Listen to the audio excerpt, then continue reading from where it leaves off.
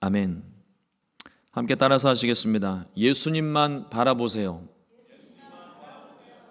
한 번 더 하겠습니다. 예수님만 바라보세요.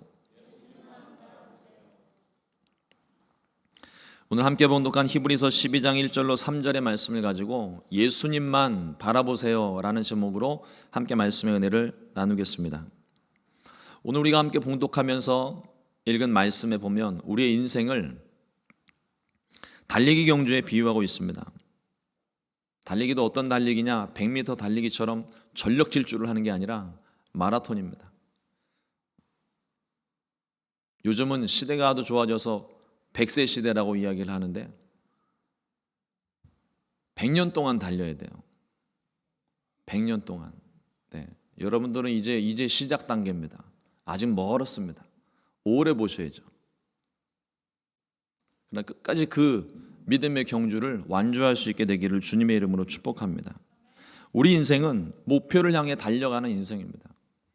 어디에서 와서 무엇 때문에 살고 어디로 가는지 세상은 알지 못하지만 우리는 압니다. 하나님께로부터 와서 하나님 때문에 살고 하나님께로 돌아가는 게 우리 인생이에요. 목표가 정확해야 됩니다. 이 목표가 정확하지 않으면 인생이 막 방황을 해요. 뭘 해야 될지도 모르겠고 어떻게 해야 될지도 모르겠고. 그러나 목표가 정확하면 잠시 방황할 수는 있어도 결국 그 목표를 향하여서 다시 길을 찾고 방법을 찾고 결국은 목표를 향해서 나아가게 됩니다. 이 목표를 향해서 끝까지 우리가 완주하려면 몸을 가볍게 해야 돼요. 치렁치렁 이것저것 주렁주렁 달고 다니면 소리만 나고 힘만 들고 거추장스럽습니다.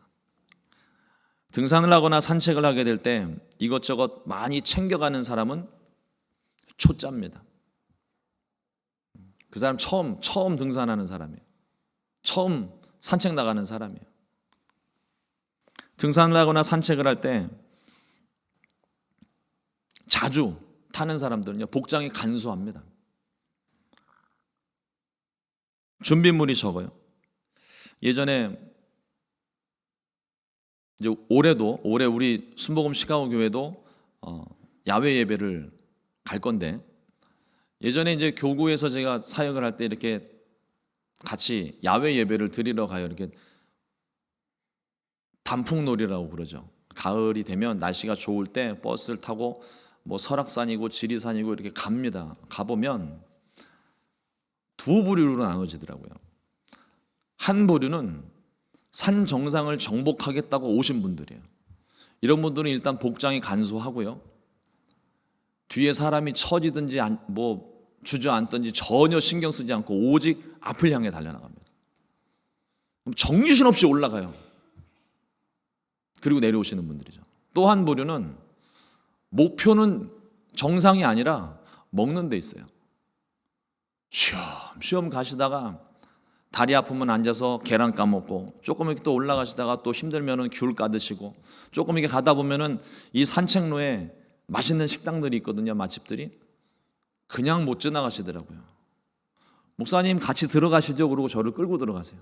저는 뒤에 남아 계시는 분들이 거의 대부분 연세 많으신 권사님들이시다 보니까 이분들은 정상의 목표가 정상이 아니에요. 그분들은. 비정상이라는 게 아닙니다. 정상이 아니에요. 목표가 정상이 아니에요. 같이 어울리고 먹고 시간 보내고 그러고 내려오시는 게 목적이죠. 근데 내려오시고 난 다음에 하는 이야기들이 또 달라요. 목표를 향해서 정상까지 쫙 갔다 오신 분들은 그 가는 길에 뭐가 있는지를 몰라요. 오직 길만 보고 가십니다. 옆에 단풍놀이를 하러 왔는데 단풍은 하나도 안 보시고 그냥 정상에 올라가서 꼭대기에 흔들바위가 있네 없네 흔들리네 안 흔들리네 이런 얘기들 하고 계시고 뭐 정상에 갔다 오지 않으신 분들은 앉아서 음식을 먹었는데 뭐가 맛있었고 이건 짜고 뭐가 맛이 없고 다음에 뭘 가져와야 되고 내년 우리 봄놀이 야외 예배 드리러 올 때는 또 우리 요번에 뭘 해 먹었으니까 다음에 뭘 해 먹자고 맨 먹는 얘기만 하세요.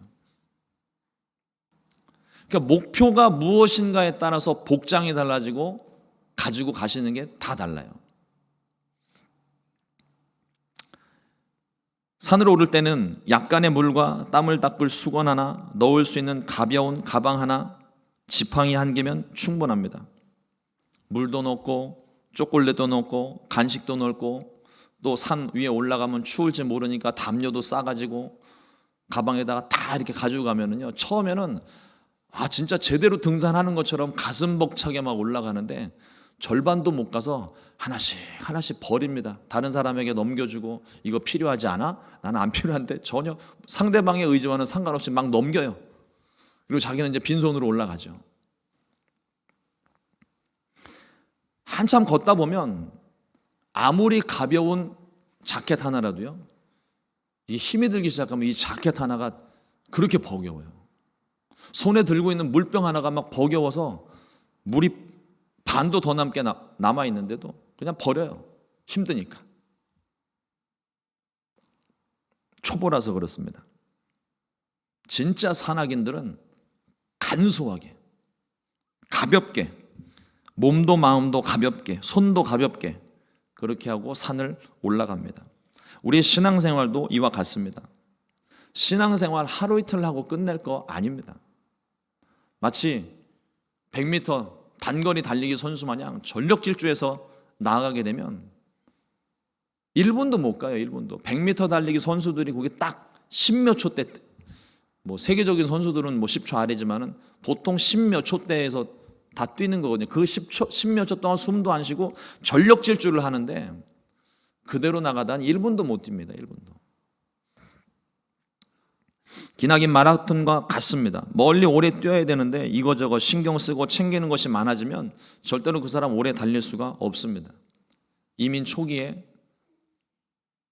저의 신분 문제로 저와 같이 이야기를 하던 그 사무장님이 계세요. 그 사무장님이 저에게 참 귀한 말씀, 꼭 하나님께서 그 사무장님을 통해 저에게 주셨던 말씀인 것 같아요. 제가 성격이 되게 급하거든요. 되게 급해서 속에서 막 욱하고 화도 잘 내고 막 그러는 사람인데, 이민을 준비하고 비자 신청을 하고 진행하는데 처음부터 이게 뭐가 좀 어그러지면서 시간이 딜레이가 됐어요. 그래서 제가 여러 차례 미국을 왔다 갔다 해야 되는 그런 과정들을 겪으면서 제 마음이 막 초조해지고 답답해지는 거예요. 왜 이게 빨리 안 될까? 왜 이게 난 정상적으로 왔는데 뭐가 문제인 걸까? 막 이러고선 초조해하고 답답해하니까 그때 사무장님이 저한테 하신 말씀이, 목사님, 목회 하루 이틀 하고 접으실 거 아니면 길게 보세요. 근데 그 말이 진짜 하나님 말씀처럼 제 마음에 팡 와서 부딪힌 거예요. 목회를 내가 하루 이틀 단기로 다른 교회 가서 부흥성회하고 끝날 것 같으면 제가 목이 쉬어라 터져라 그러고 막 기도하고 막 달려나갈 거예요. 근데 목회를 한 교회를 담임을 해서 나가면 적어도 10년은 해야 되지 않겠습니까? 그리고 저의 인생, 그때 제가 다 30대 후반에 들어왔는데 와가지고 처음 담임 목회를 하면서 나가는데 앞으로 제가 은퇴할 때까지, 법적으로 정해진 은퇴 시기까지 30년이 남아있는 거예요. 30년 동안 뛰려면 멀리 보고 길게 보고 나아가야 되는데 너무 조급하니까 막 달려나가니까 힘든 거예요. 그 순간을 견디지를 못하더라고요. 그때 저에게 그 사무장님을 통해서 주신 말씀이, 길게 봐라. 우리 인생도 그렇습니다. 길게 봐야 되는 거예요. 지금 당장 문제가 해결되지 않는다고 막 초조해하고 답답해하고 막 안절부절 못하는 그 모습이 나중에 시간 한참 지나고 난 다음에 보면은요, 그 순간이 얼마나 부끄러운지 몰라요. 우리 신앙생활에 있어서 불필요한 것들이 얼마나 많습니까? 버리고 포기해야 될 것은 또 얼마나 많이 있습니까? 특히나 주님과 상관없는 것들이 얼마나 많이 있습니까? 점검하고 다 버려야 돼요. 우리 사는 문제만 미니멀 라이프가 아니고 신앙생활도 미니멀 라이프가 돼야 돼요. 아니, 예수님 한 분만 생각하고 사는 것도 벅차 죽겠는데 뭐 이렇게 신경 쓰는 일이 많이 있을까요? 모든 무거운 것과 얽매이기 쉬운 죄를 버려야 됩니다. 우리가 얽매이기 쉬운 것 중에 하나가 것으로 표현되는 것이 유혹입니다. 유혹. 끊임없이 우리의 삶 가운데 유혹이 찾아와요. 그래서 이 유혹을 받게 되면 방향을 잃어버려요. 자꾸 곁길로 빠지게 합니다. 목표로 나가지는 못하게 하고 옆길로 빠지고 샛길로 빠지고 주저앉고, 이 유혹이 호시탐탐 우는 사자와 같이 우리를 삼킬 기회만 찾으며 우리에게 자꾸 미끼를 던져요. 마라톤 같은 인생에서 우리는 예수님의 증인으로 살아갑니다. 이것이 우리 삶의 가장 중요한 목적이에요. 땅끝까지 이르러 내 증인이 되라고 말씀을 하셨습니다. 사도행전을 보면 성령 받은 제자들이 오직 예수님의 증인, 복음의 증인되어 살았던 것을 발견을 합니다. 또 사도 바울도 고린도전서 2장 2절에서 고백하기를 내가 너희 중에서 예수 그리스도와 그가 십자가에 못 박히신 것 외에는 아무것도 알지 아니하기로 작정하였습니다. 사도 바울이 얼마나 공부를 많이 한 사람인지 몰라요. 또 차세대 유대 지도자로 꼽을 만큼 아주 유력한 사람이었습니다. 그런데 이런 사람이 예수님 만나고 나니까 자기가 가지고 있는 모든 지식과 경험과 알고 있는 모든 것이 다 배설물처럼 느껴지는 거예요. 다 버렸습니다. 그리고 오직 예수님 전하는 일에만, 그것이 유대인이 되었든 이방인이 되었든 누가 되었든 부한 자든 가난한 자든 어느 누구에게든 이 복음을 전하는 일에만 오직 관심을 갖고 한평생을 그렇게 살아왔어요. 오늘날 교회 가운데 복음 이외의 것들이 포함된 것을 이따금씩 발견하곤 합니다. 복음의 핵심은 예수님입니다. 예수께서 그리스도이시고 살아계신 하나님의 아들이시라는 이 믿음의 고백을 우리가 전하는 거예요. 예수님을 경험한 사람들이 가서 전하는 것이 무엇이겠습니까? 건물 사이즈요? 최고의 우리 음향시설을 갖췄다고? 방송시설 갖췄다고? 우리 성도님들 너무 많다고? 교회 학교가 너무 잘 돼 있다고? 잘 조직된 시스템을 가서 전하겠습니까? 물론 약간의 도움은 될지 몰라요. 사람들을 일단 끌어들여야 되니까 약간의 도움이 될지 모르겠는데 그건 복음이 아니에요. 만약에 이렇게 좋은 시설과 좋은 장비와 조직과 여러 가지 건물 갖출 수 있는 모든 것들을 다 갖춰 있는데 그 가운데 예수님이 없다면 그건 사설 모임이에요. 세상 모임입니다. 아무 의미 없습니다.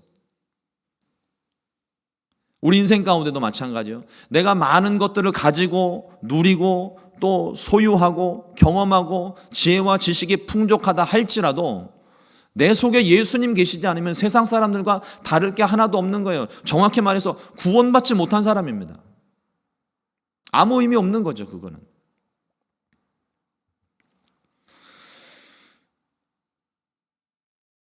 앞선 히브리서 11장 말씀을 보면은요, 우리가 너무나도 잘 아는 믿음의 장이라고 우리가 얘기를 합니다. 수많은 복음의 증인들의 이야기를 하고 있습니다. 하나님을 믿음으로 말미암아, 예수님을 믿음으로 말미암아 삶에 가득한 증거를 전하고 있습니다. 그래서 히브리서 11장 2절 말씀에는 선진들이 이로써 증거를 얻었느니라. 그러고서 믿음으로 그 사람들이 어떻게 믿음으로 살았는지를 계속 전해주고 있어요. 우리 주변에도 그런 사람들 많이 있지 않습니까?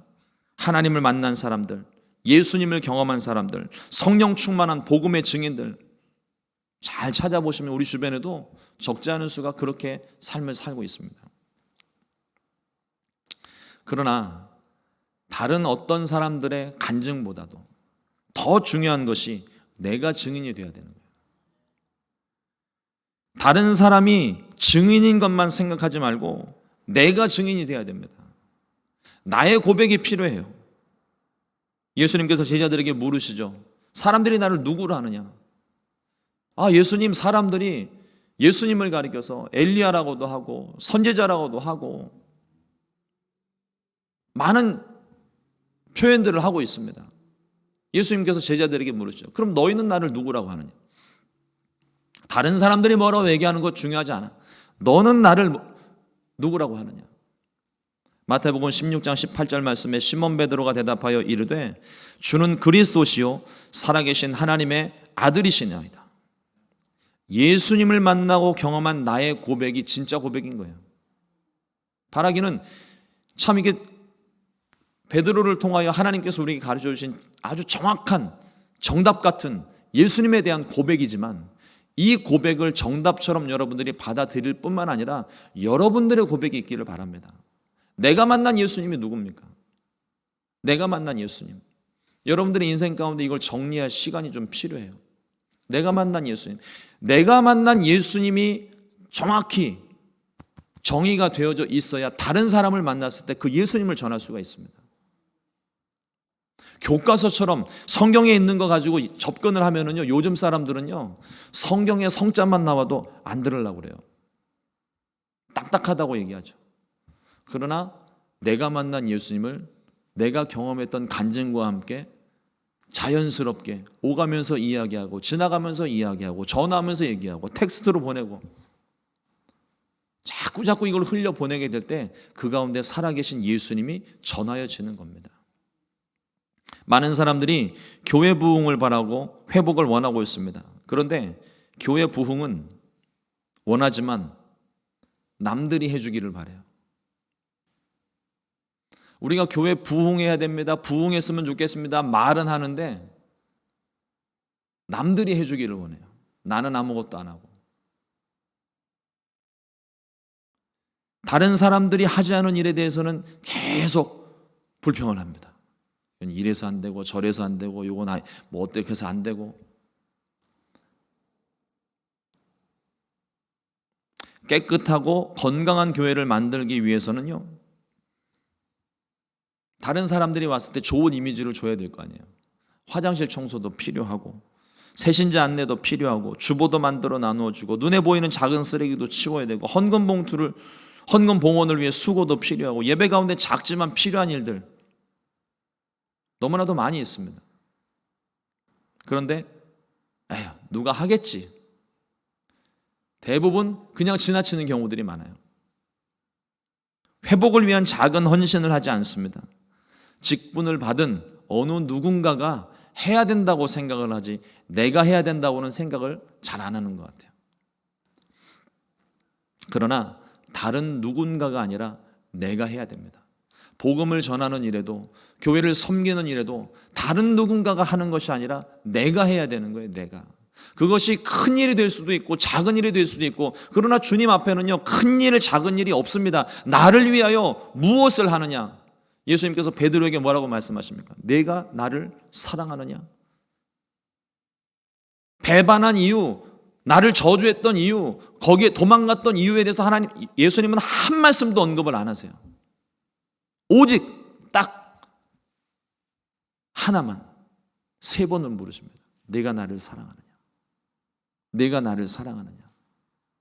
내가 나를 사랑하느냐?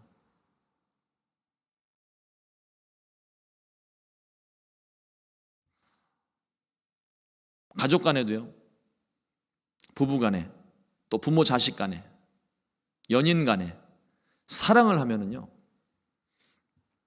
그 사람이 말을 하지 않아도 그 사람의 필요를 채워주고 싶어 해요. 다른 어떤 사람이 해주면 오히려 싫어해요. 내가 해주기를 원하는 거죠. 왜 그렇습니까? 사랑하는 마음이 있기 때문이고, 내가 사랑하니까 뭐를 해주고 싶은 거예요. 챙겨주고 싶은 거고, 배려해주고 싶고, 막 굳이 말하지 않아도 그거를 다 내가 알아서 챙겨주고 싶은 게, 그게 사랑하는 마음이에요. 하나님께서 우리를 사랑해 주셨습니다. 그래서 우리가 미처 구하지 않았는데도 우리를 위하여서 구원의 길을 열어주시고, 예수님 보내어주시고, 십자가의 길을 열어주시고, 우리를 다 산소망이 있게 만들어 주셨어요. 자격이 있어서 그랬나요? 우리가 뭐 주님을 위해서 업적을 쌓았습니까? 아니요. 우리가 아직 죄인 되었을 때 주님이 먼저 우리를 사랑하셨고, 먼저 십자가를 져주시고 구원의 길을 열어주셨습니다. 그 주님이 베드로에게 물으신 것처럼 저와 여러분들에게 물으시는 거예요. 내가 나를 사랑하느냐? 그럼 우리의 반응은 어때야 됩니까? 주님이 아십니다. 고백하고 끝나는 게 아니라 주님이 원하시는 일을 우리가 해야 되는 거예요. 내가 주님 사랑한다고 말했으면 사랑하는 만큼 주님을 위해서 내가 큰 일이 되었든 작은 일이 되었든 보잘것없고 하찮은 일이 되었든 남들이 알아주는 일이 되었든 내가 주님을 위해서 할 수 있는 일을 내가 하는 거예요. 이걸 헌신이라고 우리가 이야기를 하죠. 주님이 그 헌신을 기뻐 받으시는 겁니다. 사람들의 인정이 중요하지가 않아요. 주님을 위해 내가 헌신하고 주님이 잘하였도다 착하고 충성된 종아, 얼마나 귀한 칭찬이십니까?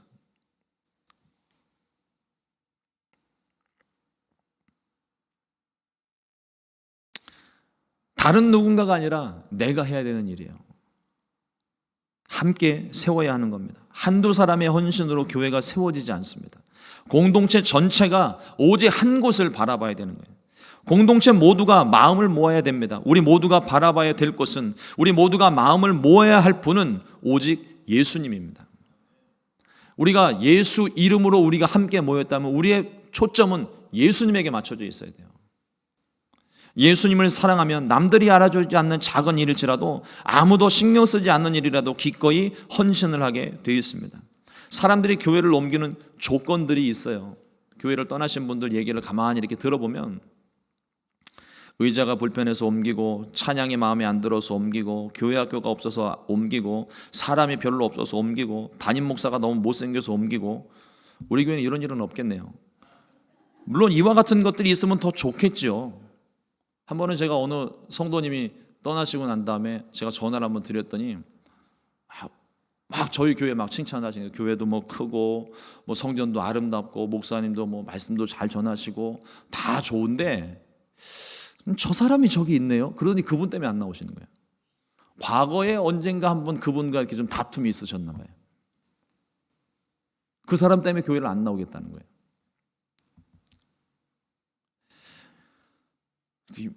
그분들이 원하는 거 다 채워주면 좋겠습니다. 하지만 이것들보다 더 중요한 것이 예수님입니다. 왜 교회를 옮기는 조건이 예수님이 있고 없고가 아니고 환경과 시설 때문이어야만 합니까? 예수님을 보지 않고 환경을 보기 때문에 그래요.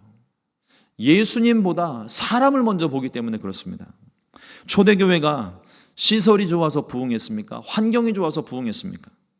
초대교회 성도들은요, 광야에서 예배를 했고 동굴에서 예배를 했고 예배하다 붙잡혀가는 그런 상황 속에서도 예배했고 결국 부흥했습니다. 예수님께서 함께 하시고 성령님이 그 가운데 운행하셨기 때문입니다. 사도행전 6장 7절 말씀에 하나님의 말씀이 점점 왕성하여 예루살렘에 있는 제자의 수가 더 심히 많아지고 허다한 제사장의 무리도 이 도에 복종하니라. 베드로는 물 위를 걸으신 예수님을 보는 순간 주님께 가기를 원했습니다. 주여 나를 명하사 물 위로 오라 하소서. 예수님께서 오라 말씀하실 때 베드로가 믿음으로 순종하여 물 위를 걸었습니다. 그런데 물 위를 걷고 있는 그 기적의 순간에도 풍랑을 보자마자 물에 빠졌어요. 이게 굉장히 중요합니다. 물 위를 걷는 기적도 중요한데 이거 못지않게 중요한 것이 그가 빠졌다는 거예요. 기적을 경험하고 있다가 빠졌어요. 왜 빠졌을까요? 주님을 보고 있을 때는 걸을 수 있습니다. 하지만 풍랑을 봤을 때는 기적이 사라진다는 거예요.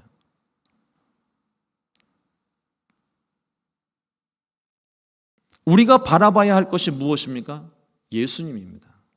성전에서 예수님 바라보는 것뿐만 아니라 세상 가운데서도 예수님을 바라봐야 되는 거. 우리 인생이 예수님 때문에 살아가고 예수님에게로 가는 그런 인생이라면 우리의 목표는, 우리의 시선은 오직 예수님께 고정이 되어져 있어야 됩니다.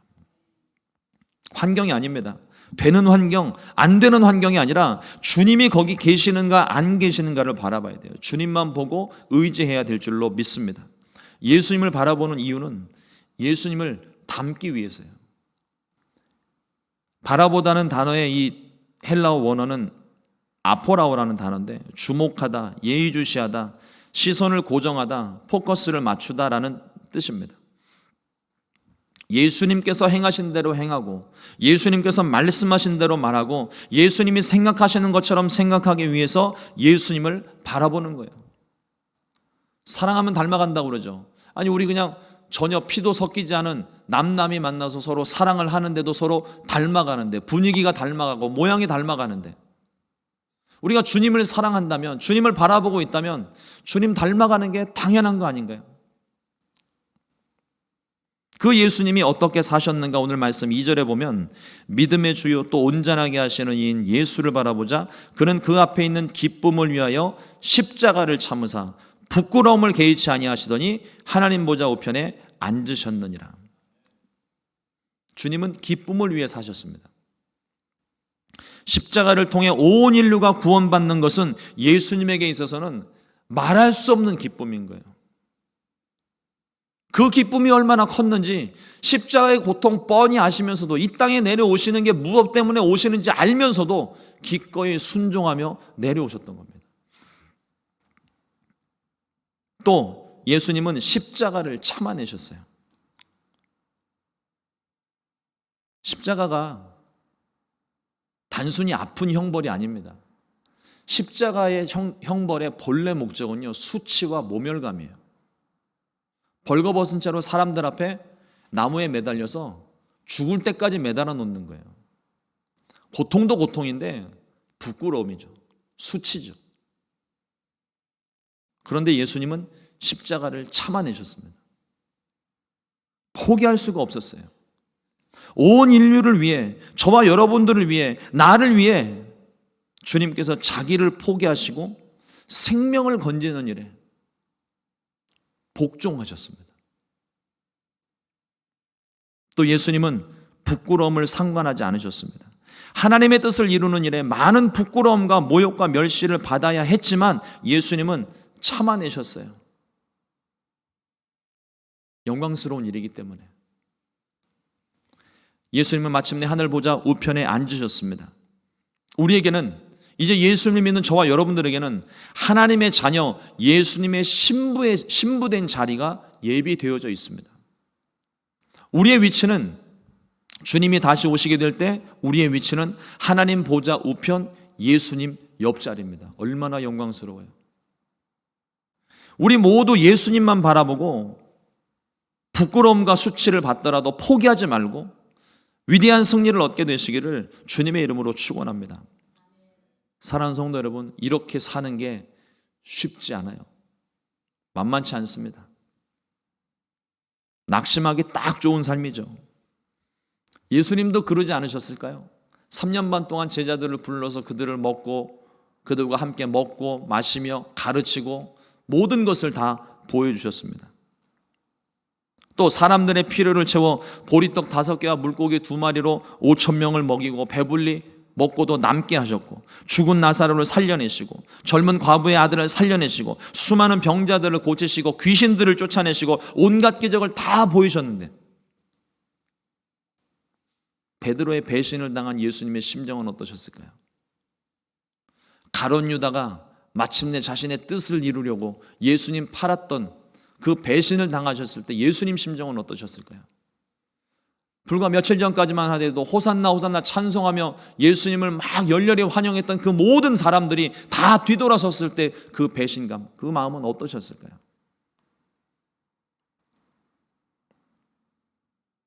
우리 주님은 자기를 거역한 이 모든 사람들을 참으시고 사랑하셨습니다. 요한복음 13장 1절 말씀에 자기 사람을 사랑하시되 끝까지 사랑하셨다고 그랬어요. 끝까지 사랑하시니라.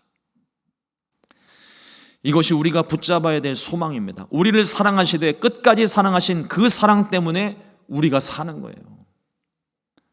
말씀을 준비하는 동안 예수님을 바라보는 저의 시선에 주목해 봤습니다.